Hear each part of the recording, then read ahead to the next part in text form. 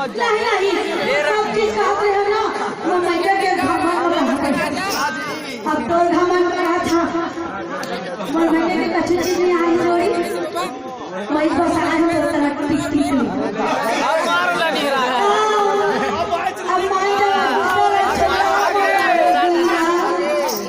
राजा जोड़ी हो